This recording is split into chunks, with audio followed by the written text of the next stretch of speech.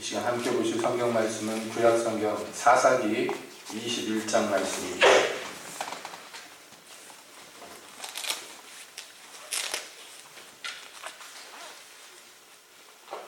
사사기 21장 1절부터 25절까지 함께 보시겠습니다.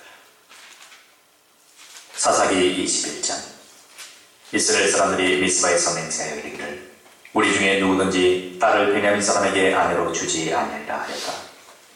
백성이 베들레에 이르러 거기서 저녁까지 하나님 앞에 앉아서 대성통곡하여 가로되 이스라엘의 하나님 여호와여, 오늘날 이스라엘 중에 어찌하여 한 지파가 이스라엘나이까 하다니. 이튿날에 백성이 일찍 일어나서 거기 한 단을 쌓고 번제와 화목제를 드렸더라. 이스라엘 자손이 가로되 이스라엘 온 지파 중에 총회와 함께하여 여호와 앞에 올라오지 아니한 자가 누구냐 하니, 이는 그들이 크게 맹세하기를 미스바에 와서 여호와 앞에 이르지 아니하는 자는 반드시 죽일 것이라 하였습니다. 이스라엘 자손이 그 형제 베냐민을 위하여 뉘우쳐 가로되 오늘날 이스라엘 중에 한 지파가 끊쳤도다. 그 남은 자들에게 우리가 어떻게 하면 아내를 얻게 하리요? 우리가 전에 여호와로 맹세하여 우리 딸을 그들의 아내로 주지 아니하리라 하였도다. 또 가로되 이스라엘 지파 중 미스바에 올라와서 여호와께 이르지 아니한 자가 누구뇨 하고 본즉 야베스 길르앗에서는 한 사람도 지인에 이르러 총회에 참여치 아니하였으니 백성을 계수할 때에 야베스 길르앗 거민이 하나도 거기 없음을 보았습니다. 회중이 큰 용사 1만 2천을 그리로 보내며 그들에게 명하여 가로되 가서 야베스 길르앗 거민과 및 부녀와 어린아이를 칼날로 치라.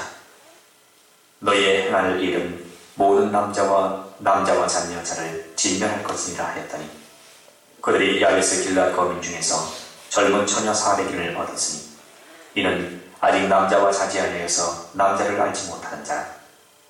그들이 실로 진으로 끌어오니라. 이는 가나안 땅이라.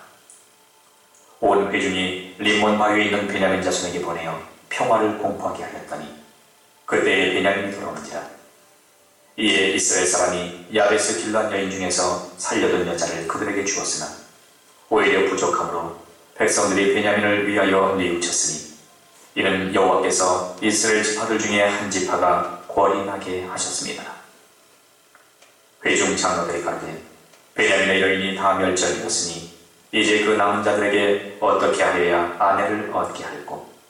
또 가로되 베냐민에 도망하여 면한 자에게 마땅히 기업이 있어야 하리니 그리하면 이스라엘 중에 한 지파가 사라짐이 없으리라. 그러나 우리가 우리의 딸을 그들의 아내로 주지 못하리니 이는 이스라엘 자손이 맹세하여 이르기를 딸을 베냐민에게 아내로 주는 자는 저주를 받으리라 하였음이로다. 또 가로되 보라, 베델 북편 르보나 남편 베델에서 세겜으로 올라가는 큰 길 동편 실로에 매년 여호와의 절기가 있도다 하고 베냐민 자손에게 명하여 가로되 가서 포도원에 숨어 보다가 실로의 여자들이 무도하러 나오거든 너희는 포도원에서 나와서 실로의 딸 중에서 각각 그 아내로 붙들어 가지고 베냐민 땅으로 돌아가라. 만일 그 아비나 형제가 와서 우리에게 질문하면 우리가 그에게 말하기를 청컨대 너희는 우리에게 은혜를 베풀어 그들을 우리에게 줄지니라.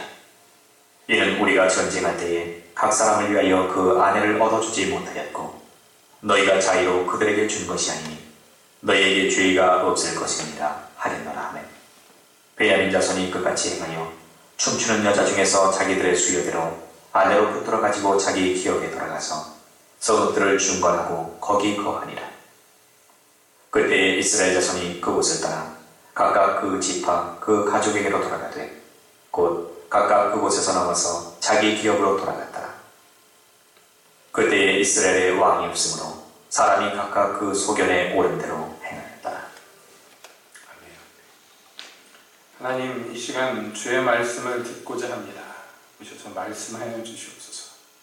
예수님의 이름으로 기도합니다. 아멘. 사사기 19장부터 기록되어 있는 이 마지막 에피소드죠. 우리가 함께 계속 살펴보고 있습니다. 기브온 거민의 죄악으로 말미암아 파생되었던 이스라엘 지파들과 베냐민 지파의 내전에 이제 결착이라고 얘기해야 되겠죠. 마지막 부분을 우리가 함께 봅니다. 우리 지난 시간에 기억이 나십니까? 결국에는요, 이스라엘 연합군이 베냐민을 쳐서 다 진멸하고 600명만 살아가지고 림몬바위라는 곳에 숨어 있고요. 그 이스라엘 지파가 나머지 베냐민 땅 모든 곳을 습격해가지고 사람이고 가축이고 할 것 없이 다 쳐서 죽이고 성읍을 불살라버렸습니다. 자, 이렇게 하고선 전쟁이 끝난 듯 싶은데 이제 전쟁의 광기가 좀 가라앉고 나니까 제정신이 들어와서 보니까 이스라엘이 12지파인데 이제 한 지파가 완전히 다 망하게 생긴 거예요. 그러니까 그제서야 하나님 앞에 나와서 제사를 지내며 울며 통곡하며 말합니다. 어찌하여 하나님 이스라엘 중에서 한 지파가 이렇게 되도록 놔두셨습니까? 자기들 손으로 다쳐서 죽여놓고 지금 와서 하나님한테 미루듯이 그렇게 얘기를 합니다. 물론 슬퍼서 하는 얘기니까 그 심정이야 뭐 충분히 이해는 갑니다만은 이스라엘 지파의 언사가 그렇죠 좀. 그래서 자 보세요.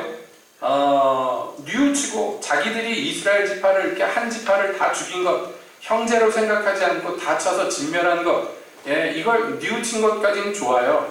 좋은데 여러분 전쟁할 때 우리가 이미 보았습니다만은 우리 중에 누가 올라가리까? 그랬다가 유다 지파가 올라가라. 그래 가서 전쟁에 졌지요. 그러니까 슬피 울면서 하나님 앞에 올라갈까요 말까요? 우리 형제 베냐민을 치러 우리가 올라갈까요 말까요? 겸비해져서 하나님께 묻게 이른 것이에요. 그래서 세 번째 하나님이 그 제사를 받으시고 그들에게 응답하십니다. 이제는 너희 손에 붙일 것이다. 그 전까지는 마음이 높았습니다. 베냐민을 형제로도 생각하지 않았습니다. 그러나 하나님께서 베냐민을 그들의 손에 붙이셨을 때 그들이 지나치게 행했습니다. 그렇죠? 전쟁에 나온 자들만 친 것이 아니라 베냐민 지파에 쳐들어가 가지고 그 온 성읍을 진멸하기에 이르는 거예요. 이제 와서 뉘우치지만 하나님께서 베냐민을 자기들 손에 붙이셨다고 해서 그렇다고 해가지고 그 권한을 이렇게 막 써버리면 안 되잖아요. 정말 문자 그대로 한 지파가 권이 납니다. 그런데 그 전쟁에는 그렇게 칼날로만 이루어진 일로 끝나는 것이 아닙니다. 여기에 또 어떤 것들이 끼어드느냐 하면 함부로 맹세한다라는 것이 끼어듭니다. 경솔함이죠. 영적인 경솔함. 그들이 전쟁에 앞서서 뭐라 그랬습니까? 아무도 우리 딸을 베냐민 지파에게 아내로 주지 않겠다 하고 통혼을 금지시켰어요. 이걸 맹세했습니다. 그리고 또 하나의 맹세는 뭐냐면 베냐민 지파를 치러 올라오는데 참여 안 하는 자들도 다 죽일 거다. 이렇게 얘기를 했습니다.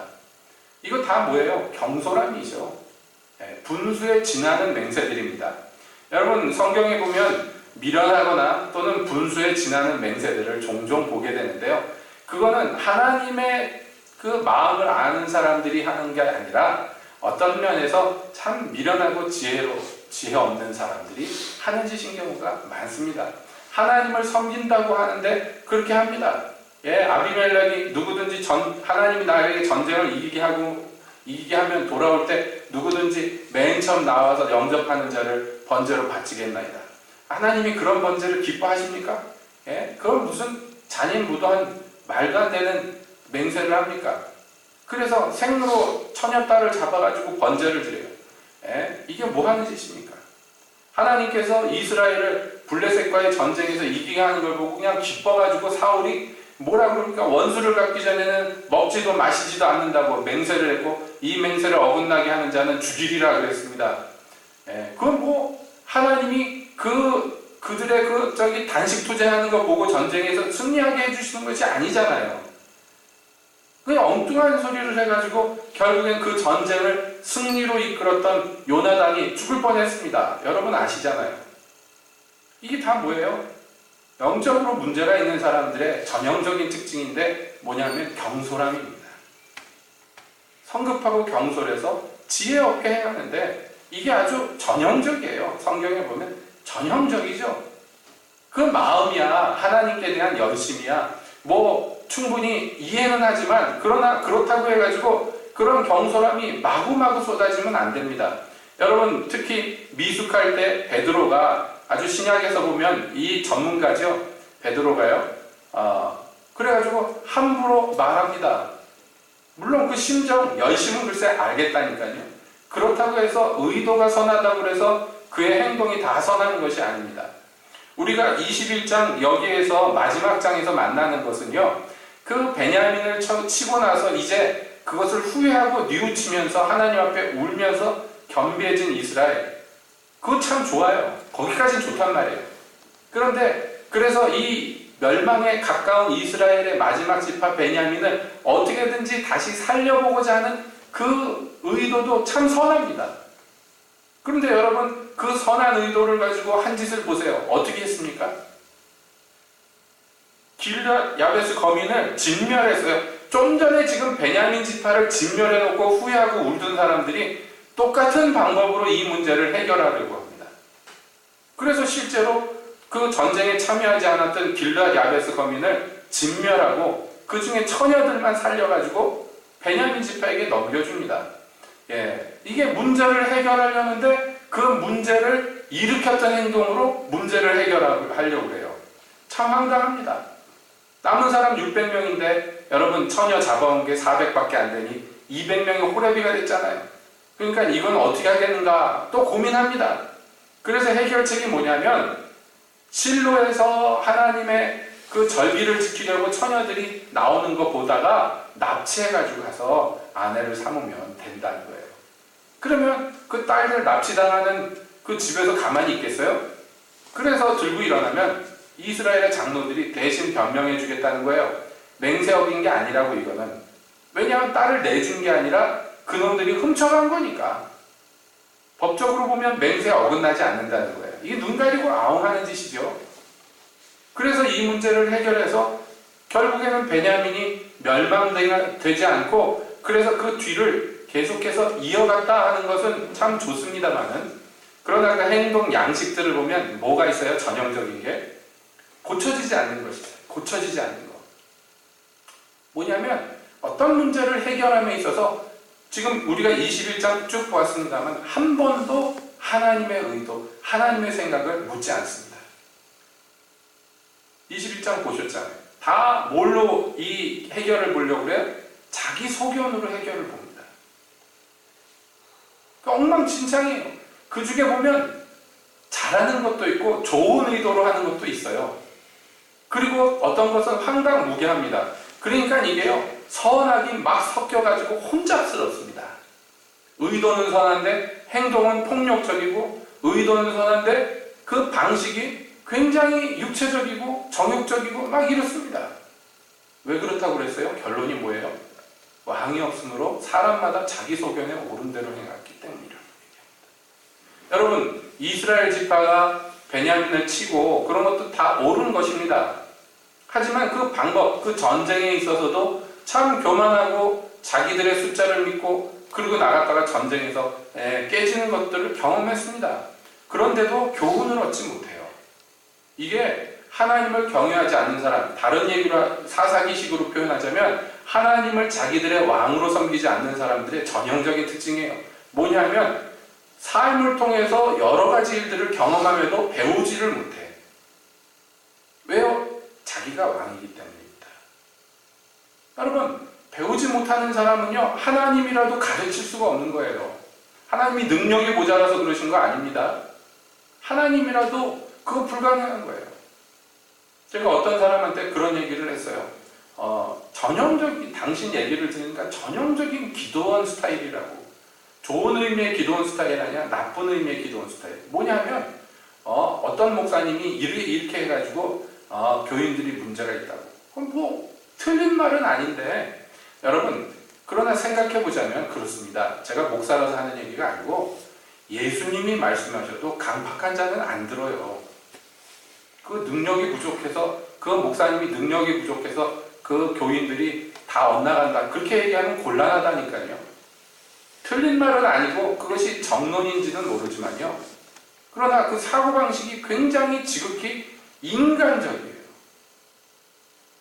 하나님을 도대체 인정하지를 않습니다. 그럼 배우지 못하는 거예요. 누구라도 배우지 못합니다. 여기 전쟁에서 수만 명의 피를 흘려가지고 큰 교훈을 얻었어요. 교만하면 안 되는구나. 하나님께 먼저 묻지 않고 우리 힘으로서 해결하려면 안 되는구나 하고 이 경험을 했었음에도 불구하고 막상 베냐민 지파를 회복시킴에 있어서 모든 방식은 자기들 소견대로 합니다. 그리고 더 중요한 게 있어요. 자, 베냐민 지파를 왜 치러 왔습니까? 베냐민 지파 왜 전쟁하러 왔습니까? 애초에. 예?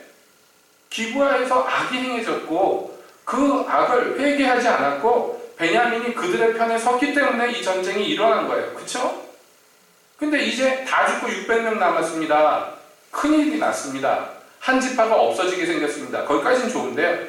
이들과 평화를 선포하고 그래서 다시 형제 관계로 돌아가고 이 지파가 회복돼야 되는 것은 많습니다만은 거기에서 뭐가 빠졌습니까? 제일 핵심이 빠졌어요. 이 전쟁의 원인이 뭐였습니까? 예? 죄를 회개하지 않고 오히려 그 편에 섰던 베냐민, 이게 문제였단 말이에요. 이 전쟁의 원인이. 근데 여러분 쭉 보세요. 베냐민 지파가 회개하였다. 베냐민 지파가 하나님 앞에 나와서 무릎 꿇었다. 이런 얘기가 있습니까? 없습니까? 하나도 없어요. 하나도 없어요. 글쎄 베냐민 지파가 회복돼야 되는 것은 궁극적으로 맞는 얘기지만 그러기 위해서는 베냐민 자체가 하나님 앞에 나와서 엎드려져야죠. 근데 여기 이 이스라엘 사람들이 지금 하는 것을 보면요, 하나님을 굉장히 무시합니다. 예. 굉장히 무시해요. 왜냐하면 베냐민 지파를 벌하는 것도 또는 베냐민 지파를 회복하는 것도 누가 하셔야 될 일이에요? 누가 주도해야 됩니까? 하나님이 하셔야 돼요. 당연히. 그렇죠? 이들이 회복되려면 하나님 앞에 나와서 무릎 꿇어야 돼요. 그러면 하나님의 방법대로 선하게 회복될 수 있어요. 그런데 그런 기회도 주지 않아요. 베냐민에게. 그것을 요구하지도 않아요. 바라지도 않습니다. 뭐가 결여가 돼 있어요. 굉장히 중요한 핵심적인 것이 결여가 돼 있어요. 의도는 선하고 열심 내는 것은 좋지만은 무엇이 결여되어 있습니까? 하나님을 인정한다는 이것이 결여되어 있어요. 하나님을 도대체 인정하지 않아요. 주님이 뭐라고 말씀합니까? 범사의 여호와를 인정하라. 그리하면 그가 네 길을 지도하시리라고 했어요. 이게 우리 기독교인들에게는요, 가장 기초적인 것입니다. 범사의 하나님을 인정하는 것. 그런데 여기 하나님이 왕이 아닌 사람들의 전형적인 행동 양식이 이거예요. 아주 막 급박한 상황, 딱 죽을 것 같은 상황에서는 하나님께 부르고 하나님의 도움을 요청하고 하는데, 그리고 그것이 지나가면요, 곧 다시 왕좌에 자기가 올라가서 제 마음대로 합니다. 도대체 하나님을 인정하지 않아요. 여러분, 베냐민이 이스라엘 백성으로서 이런 큰 죄악을 저질렀으면 그들이 하나님 앞에 나와서 번제를 드리고 화목제를 드리고 옷을 찢으며 눈물을 흘리며 우리가 범죄해서 이 지경이 됐나이다, 우리를 불쌍히 여기소서, 그렇게 해야지요. 이 형제들과 화해하기를 원했으면 림몬 바위에 가서 그 얘기를 했어야죠. 우리는 너희가 회복되기를 원한다. 그러니 너희가 하나님 앞에 회개해야 되지 않겠는가? 이것을 먼저 얘기하고 그들을 이끌어줘야지요. 하나님 앞으로. 그런데 그렇게 해야 된다는 것조차 모릅니다. 사실 그렇죠. 여기 이스라엘 백성들이 베냐민을 진멸하고 또 길앗 야베스를 진멸하고 했지만 이것도 코미디입니다. 왜냐하면요, 진즉에 가나안 족속들에게 이렇게 했어야죠. 하나님이 애초에 가나안 땅 주시면서 이렇게 하라고 했는데 그거는 안 하고 이제 자기 종족에게는 하지 말아야 될 짓을 버젓이 저지릅니다. 이게 뭐가 문제가 심각하죠. 제가 어렸을 때 재미나게 봤던 그 미국 영화가 있어요. 아주 옛날 영화인데 여러분도 보신 분은 있을 거예요. 어느 깊은 산골에 사는 미국의 어떤 한 가정이 있는데 아들을 7명이나 낳아가지고요, 이름을 져줬는데 7을 다 ABCD로 져줬어요. 큰아들이 아담, 둘째 아들이 베냐민, 이런 식으로 7을 져줬는데 산속에 7 형제가 사는데 여자가 없잖아요. 그래서 산 밑에 동네에 가가지고 여자 7명을 납치해 갖고 와가지고 그 산에서 가정을 이루어서 사는 얘기를 갖다 뮤지컬로 만들었는데 7인의 신부라고 기억이 나시나요? 제가 어렸을 때 그걸 보면서 참 재밌게 봤습니다. 뮤지컬이라 춤도 추고 노래도 부르고 하면서 흥미진진하게 얘기가 진행되는데 사실은 그게 여기서 모티브를 따온 거예요. 이 사사기 마지막 장에서. 근데 그게 즐겁게 볼 코미디가 아닙니다. 사실은 생각해보면 여러분 입장에서 생각해 보세요. 예? 너희 집 딸이 필요하니까 너희 다 죽어야 된다. 그래가지고 남녀노소 할 것 없이 애들이고 어른이고 다 죽였어요. 처녀 애들만 살려줬어요. 그리고도 수가 모자라니까 너희 집 딸을 좀 납치해 가야 되겠다. 그래가지고 납치해 갑니다. 이거 얼마나 무도하고 무법한 일입니까? 얼마나 잔인한 짓입니까? 그것을 이방 족속도 아닌 자기 민족 가운데에다가 저지릅니다. 베냐민을 쳐서 진멸한 것도 문제지만 그 후에 해결 방식들이 다 문제예요. 무엇이에요? 하나님께 도대체 묻지를 않아요. 그러니까 중요한 건 뭐냐면 영적인 체질이 개선되지 않으면요, 잠시 잠깐 마음을 바로 먹고 잠시 잠깐 하나님께 고개를 조아려도 쓸모가 없는 것이에요. 정말 그렇다니까요. 아주 필요하고 절실할 때는 하나님께 나아가요. 마음이 겸비해지기도 해요. 예. 하나님이 그것도 물론 귀하게 보십니다. 여러분, 아합이 베옷을 입고 금식하면서 걸음도 천천히 걸었어요. 하나님께서 그거 보시고요, 불쌍히 여기셔서 심판을 그 후대로 밀어주십니다. 자비하신 하나님. 그러나 그건 잠깐의 이벤트예요. 아합이 그래서 회개하고 하나님께 돌아오는 거 아닙니다. 필요하니까, 죽겠으니까 그러는 거예요. 그때뿐이에요. 그럼 무슨 소용이 있겠습니까? 그러므로 주님께서는요, 절실하게 우리의 문제를 아시기 때문에 이걸 해결해 주기를 원하셔요. 그 해결해 주는 방편으로서 우리에게 해주신 것이 무엇입니까? 물과 피를 우리를 씻기시고 성령으로 새롭게 하셨단 말이에요. 그래서 이전 것이 지나가게 만드셨고, 이제 다시는 하나님의 아들이 우리를 위해서 죽으심으로 말미암아 이제 다시는 전과 같이 자기를 위하여 살지 않도록 우리를 만들어주셨단 말이에요. 성경에서 아주 단호하게 얘기합니다. 여러분, 다시는 자기를 위해서 살지 않도록 하기 위해서 예수님이 우리를 위해서 피 흘려주셨다고, 그렇게 고린도후서 5장에서 분명하게 얘기합니다. 이거는요, 정말로 아주 명백한 거예요. 다시는 이라고 얘기하는 것은 그렇게 해야 됩니다. 이걸 뭐라 그럽니까? 변화라고 그래요. 변화. 그래서 결론이 뭐예요? 이전 것은 지나갔으니 보라, 새 것이 되었도다. 전의 것이 조금 상태가 나아지는 그런 상황이 아니고 완전히 뒤바꿔지기를 주께서 원하셨고, 그것을 위해서 모든 것을 베풀어 주셨단 말이에요. 그러니까 여러분, 사실은 우리가 이 사사시대 살던 사람에 비하면 얼마나 유리한 것인지 모릅니다. 정말로 비교할 수 없이 유리합니다. 주님께서 주신 은혜의 질이, 양이 그렇게 다르단 말이에요.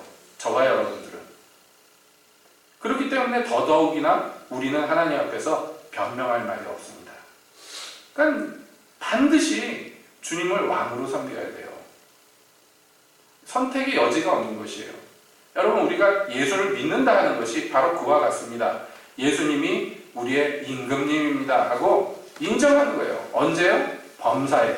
내 필요할 때만이 아니라 범사에. 잘 안 되죠. 왜냐하면 이제까지 내가 주인으로서 수십 년을 살아왔는데 하루아침에 그게 바뀐다는 게 수월한 일이 아닙니다. 그렇기 때문에 주께서 우리에게 여러 가지 은혜의 장치들을 베풀어 주셨어요. 우리가 시마다 때마다 나와서 예배를 드립니다. 여러분, 예배를 통해서 어떤 일들이 일어나야 됩니까? 우리가 주를 섬기면서 무슨 일들이 일어나야 됩니까? 이걸 성경에서 뭐라고 설명합니까? 예? 수건을 벗은 얼굴로 우리가 그의 얼굴을 보니 우리가 어떻게 돼요? 영광에서 영광으로 화하여 그의 형상을 이루어간다 그랬어요. 자꾸 주님의 얼굴을 보게 만드십니다. 여러 가지로. 자꾸 보게 만드십니다. 그 보면 볼수록, 주를 만나면 만날수록 여러분, 우리가 변화되어서 주의 형상을 이루어가는 거죠. 이게 주님께서 우리에게 이 땅에서 원하시는 바랍니다. 이스라엘은 특히 이 사사시대에는 그게 되지 않았어요. 여러분, 정말 책 이름 자체가 사사기지만 여기 사사시대에 나오는 사사들이라 할지라도 하나님이 세우신 사사임에도 불구하고 하는 짓들이요, 기가 막힌 짓들을 종종 합니다. 사사이지만 말도 안 되는 짓도 그냥 꺼리낌 없이 저지르는 것은요, 무법한 시대이기 때문에, 하나님을 모르기 때문에 그런 것이에요. 꼭 악의를 갖고 한 것이 아니라 그게 옳은지 그른지 분별을 못해서 저지르는 짓들이 꽤 많습니다. 엉터리 방터리 같은 그런 사사들 얼마나 많습니까? 하나님이 뽑으셔서 정말 귀하게 사용하신 사사들, 기드온 같은 사사도 하나님으로 말미암아 얼마나 큰 승리를 경험했습니까? 말도 못하지요. 고작 300명 갖고 창칼 무기도 제대로 안 든 300명 가지고 어마어마한 미디안 대군을 무찌르게 하셨습니다. 이스라엘을 구원하셨어요. 그 구원해놓고 한 짓이 뭐예요? 예? 이상한 형상 만들고 금애본 만들고, 그래서 결국엔 이스라엘로 그것을 우상 숭배하듯 만들었어요. 그거 뭐 때문에 필요합니까? 그게 그런 장식품들이 뭐 때문에 필요합니까? 이해가 안 가는 짓들인데 그냥 저질러요. 그 참 문제가 많습니다. 게다가 기드온이 아내를 많이 둬서 그래가지고 결국에는 그 가문이나 이스라엘에게 큰 피해를 입히는 그런 결과를 낳게 된단 말이에요. 여러분, 삼손 같은 사사는 얼마나 대단합니까? 날 때부터 구별된 나실인이요. 예? 그의 태어나기 전부터 하나님께서 친히 임하셔서 말하자면 예수님의 예표로서 구약에서 베풀어준 은혜를 입고 날 때부터 주의 영에 감동받은 아이. 그가 성령으로 말미암아 사람이 할 수 없는 일들을 합니다. 여러분, 블레셋 그 성문을 뜯어가지고 생각해 보세요. 집에 대문도 철문 뜯어가지고 지고 가라 그러면 지고 가겠습니까? 근데 그 성문을 뜯어가지고요, 그걸 등에 지고서 수십 킬로를 달려가서 산 꼭대기에다 올려놨어요. 블레셋 사람들이 그거 보고 얼마나 공포에 질렸겠습니까? 저게 문짝을 뜯어가서 저기다 올려놨으니 만약에 마음 바꿔가지고 혼자서 쳐들어왔으면 그 성에 살아남을 사람이 어디 있겠어요? 그러니까 이스라엘을 함부로 하지 못하는 거예요. 사사 한 명 때문에, 삼손 한 명 때문에. 이게 병기 아니에요? 병기? 인간 병기? 그런데 하는 짓을 보십시오. 제 마음대로 합니다. 술 먹고 계집질하기를 뭐 말도 못하게 합니다. 결국엔 거기에 올무에 빠져서 세계에서 가장 힘센 사람이 여자의 그 치마폭에 휩싸여가지고 결국엔 눈알이 뽑혀서 짐승처럼 연자맷돌 돌리게 되고요. 얼마나 비참합니까? 사사기 전체에 흐르는 것들이 그래요. 뭐냐면 하나님의 사람임에도 불구하고 그에게 굉장히 선하고 은혜로운 일들이 있음에도 불구하고 또 한편 동시에 말도 못하는 짓들을 그냥 버젓이 저질러요. 여러분, 그런 걸 보면서 우리가 와, 뭐 이런 사람들이 다 있나 그러지만 사실은 이 남의 얘기가 아닙니다. 오늘날에도요, 우리 기독교인들에게 이런 모습들을 얼마나 많이 보는지 몰라요. 정말로 성령이 충만해서 사람이 할 수 없는 기적들을 막 행하면서 또 한편으로는 황당무계한 짓도 막 행하는 그런 사람들이 얼마나 많은지 몰라요. 어떻게 저런 사람이 저런 능력을 발휘할 수 있을까? 사람들이 의아해하는 그런 일들을 종종 자주 보게 됩니다. 아니, 그렇게 막 유명하신 분들 말고도 우리가 교회 안에서 보면요, 참 은혜 받아가지고 눈물 콧물 쏟으면서 주여 아버지 부를 때 보면 세상에 그렇게 귀한 사람이 없는데 제정신 들어가지고 제 멋대로 행하는 거 보면 세상에 그렇게 고삐 풀린 망아지도 없어요. 그게 공존한단 말이에요. 한 사람 안에서. 어쩔 수 없는 우리의 연약 때문이기도 하지만 그렇다고 해서요, 계속 그렇게 있으면 안 되는 거예요. 성경은 얘기합니다. 그렇게 있으면 안 된다고. 어떻게 샘 하나의 구멍에서 쓴물과 단물이 함께 나올 수가 있냐고. 그러면 안 된다는 얘기예요. 그러면 그럴 수 없다는 얘기입니다. 우리가 부족하고 연약하고 미련해서 지혜가 모자라서 어렸을 적에는 영적으로 어렸을 때는 그럴 수 있어요. 그러면 안 되지만 그러나 그 상태로 계속 나가면 안 되는 거죠. 그 상태로 계속 살면 안 되는 것이에요. 반드시 하나님의 다스림 가운데 들어가야 돼요. 반드시 그분을 왕으로 섬겨야 돼요. 내가 계속 왕으로 있어서는요, 하나님의 일을 이룰 수가 없습니다. 주님의 뜻을 알 수도 없고 주님의 뜻에 순종할 수도 없고 주님의 일을 이룰 수도 없는 거죠. 주가 주시는 은혜가 헛되이 흘러가 버리는 거죠. 여러분, 그렇습니다. 주님이 은혜 주실 때, 그 은혜 받을 때 선하지 않은 사람이 어디 있습니까? 그 은혜 임재 아래에 있을 때 하나님 앞에 선량하지 않은 사람이 어디 있어요? 문제는 일상에서 제정신으로 있을 때, 임재 가운데서 떼굴떼굴 굴러다니고 눈물 콧물 쏟을 때야 그 마음 정말 하나님 앞에 선량하게 이럴 때 없죠. 하지만 일상생활에서 제정신으로 살 때에도 하나님을 인정하느냐 하는 거예요. 어떻게 생각하십니까? 제자들이 성령에 충만해서 돌아다니면서 귀신을 쫓아내고 병자를 고치고 막 충만해가지고 기쁨이 충만해서 예수님께 돌아와서 주여 귀신들도 우리에게 복종하던다. 예수님이 그러셨어요. 나도 안다고. 너희가 그 일을 행할 때 사단이 하늘에서 번개처럼 떨어지는 걸 내가 보았다고. 근데 그게 끝이에요? 아니잖아요. 그게 끝입니까? 그렇게 기뻐하던 사람들이요 얼마 가지 못해가지고 예수님이 변화산에서 내려오시니까 한 아이에게, 귀신 들린 아이에게 쫓아내지 못해가지고 논쟁을 벌이고 있어요. 여러분, 이게 어떤 의미에서의 현실입니다. 현실. 우리가 현실 세상에서 어떻게 그리스도의 향기를 풍기는, 어떻게 주님의 다스림 가운데 있는 사람으로 살 수가 있느냐, 이것이요 관건이에요. 우리의 삶에. 그러기 위해서 여러분, 주님이 우리를 위해서 예비하신 것들을 정말로 다 받아서 누리기를 힘써야 합니다. 우리를 인도하시기 위해서요 주님께서 이 땅에서 정말로 많은 것들을 준비해 놓으셨어요. 그것들을 우리가 다 헤아려 알 수도 없습니다.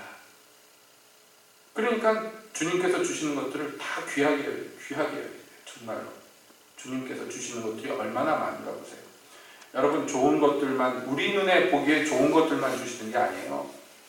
고통스러운 것도 우리 삶 속에 허락하십니다. 왜냐하면 그게 나를 연단해서 나를 정금 같게 만들 것이라는 것을 주님께서 아시기 때문이에요. 그래서 우리의 삶에 기쁜 일과 슬픈 일이 번갈아 오도록 주님이 만들어 놓으셨습니다. 그거를 닥쳐올 때 어떤 사람은 원망과 한탄과 미움으로 주님께서 주시는 축복을 흘려보내요. 어떤 사람은요 그때도 감사함과 찬양으로 그 모든 것들을 받아서 그걸 통해서 주님의 형상을 이루어 갑니다. 똑같이 신앙생활을 해도요 금방금방 성숙하는 사람이 있고, 세월 오래됐는데도 성숙은커녕 처음 사랑 잃어버리고 강팍해지는 사람도 있습니다. 무슨 까닭입니까? 주님이 누구를 편애해서 그런 것입니까? 아닙니다. 주께서 주시는 은혜가 우리 안에서 열매 맺도록 자라가야 돼요. 여러분, 이스라엘에게 베푸신 것이 얼마나 많습니까? 얼마나 많아요. 말도 못합니다. 전에도 말씀드렸지만 여기 이 마지막 에피소드로 적혀 있지만 이때의 제사장이 비느하스였어요. 비느하스. 그가 생존해 있었습니다. 광야에서 하나님의 분노로서 바알볼의 적반자들을 쳐서 죽였던 비느하스. 그가 제사장으로 시퍼렇게 살아있음에도 불구하고 아직도 이렇습니다. 무엇이 문제인가요? 하나님의 은혜 베푸신 게 모자라서 그렇습니까?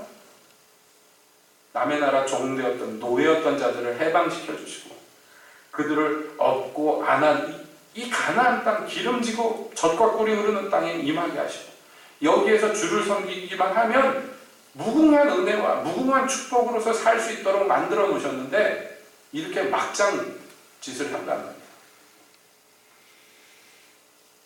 여러분, 우리 66권 성경에 이 사사기가 기록되는 것은 경계하시는 거예요. 너희도 다를 바가 없다. 너희 성정도 다를 바가 없다고 경계하시는 줄로 압니다. 주님이 은혜 주셨습니까? 여러분, 그 은혜가 자라가고 있습니까? 열매 맺고 있습니까? 그렇지 않으면 녹슬고 폐품처럼 버려지고 있습니까? 늘 말씀드리지만요, 자기 영혼은 자기가 책임져야 되는 거지.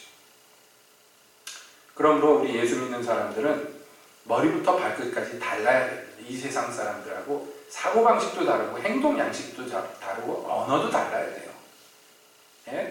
세속에 물들어서 세상 사람과 다를 바가 없어요. 세상 사람들이 다 자기가 왕이잖아요. 제 마음대로 하잖아요. 그거 얼마나 여러분 눈에 보기에 자유로워 보입니까? 부러워 보입니까? 아닙니다. 세상 사람들이 우리를 보고 부러워해야 돼요. 그 변화된 모습을 보여야 돼요. 여러분, 예수 믿는 사람이 얼굴이 그냥 사납고 얼굴이 막 독살스럽게 생겼어요. 그럼 되겠어요? 안 되겠어요? 안 되죠.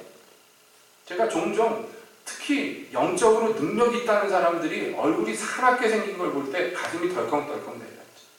그런 분들 만날 때가 종종 있었어요. 눈에 막 번들번들 살기가 있어요. 말도 무례하고 독하게 말합니다. 근데 그 손끝에 능력이 있어요. 그럼 그걸로 족합니까? 아니란 말이에요. 그런 거 아니란 말이에요. 기독교라는 것은. 그런 거 아닙니다. 그러므로 여러분, 이 땅에서 우리가 그리스도의 형상을 이룬다는 것은 모든 부분에서 다 이루어요. 예배당 안에서만 되는 게 아니에요. 기독교인들끼리 만났을 때만 되는 거 아니에요. 이 세상에 살아갈 때 여러 가지 일들이 있을 때, 특히 여기 사사기의 마지막에 나온 것처럼 옳은 일을 할 때조차도, 선한 일을 할 때조차도 하나님께 여쭈고 주님의 뜻을 쫓아가야죠. 체질이 개선되어야 됩니다. 주님의 은혜가 필요합니다. 오늘날 주님의 은혜를 구합니다. 우리의 영적인 체질을 바꾸어 주셔서 주를 경외함으로 이 지식과 이 거룩한 지혜를 얻게 되기를 정말 주 앞에 소원합니다. 그래서 여러분의 진보를 사람 앞에서 보이십시오. 나타내십시오. 그것으로서 우리 주님께 영광 돌리고 기쁨을 돌리게 될 줄로 믿습니다. 기도하겠습니다.